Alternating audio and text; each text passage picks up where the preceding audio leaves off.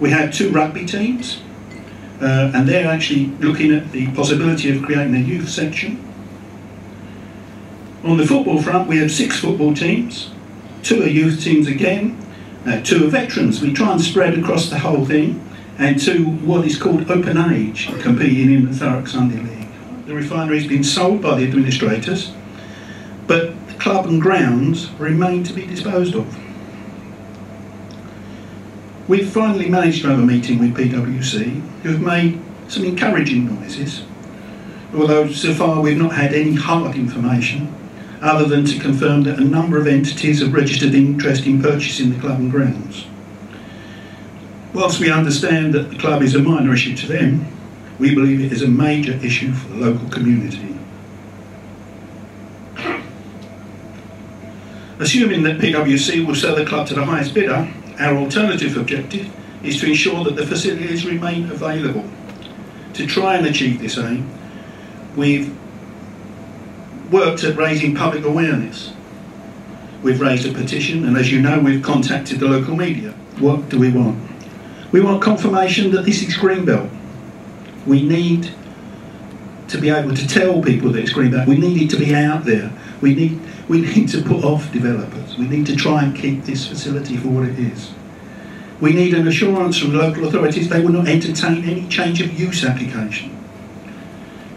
That's what we want. We want to put off bidders who don't want to make this a sports ground. We want advice from you. We've looked at the community right to buy legislation, and it would seem that our first step would be to apply for a listing. Quite honestly, we don't know how to do that, and whether there are any other schemes we should be looking at. We look to you for advice. That's what we're here for.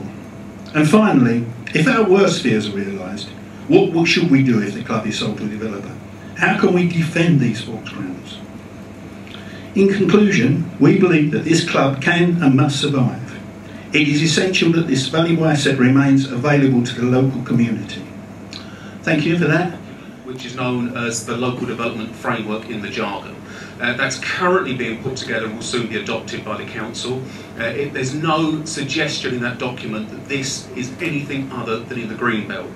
Now, during the process of putting that together, anybody that wants to is allowed to make a submission to the council and ask for any piece of land to be changed.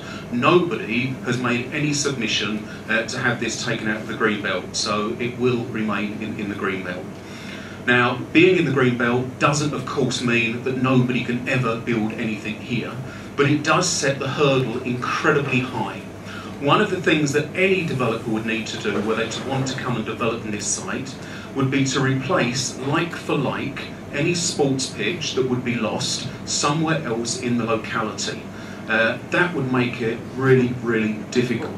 The other thing that any developer would have to do would be to set out what is known as a very special reason or very special circumstance for removing this site from the Greenbelt.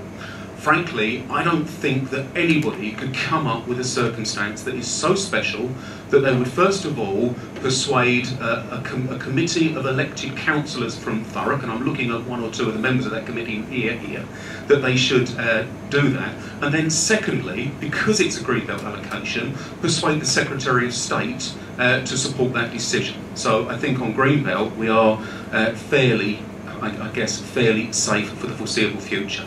The question about community right to buy is really interesting. This is very new legislation, and I don't think anybody quite understands it. But what I'll undertake to do is to go back to the council and ask some of the legal people there to give us some information on what it means and how we might be able to work together to use it to see whether purchasing the land is something that is possible.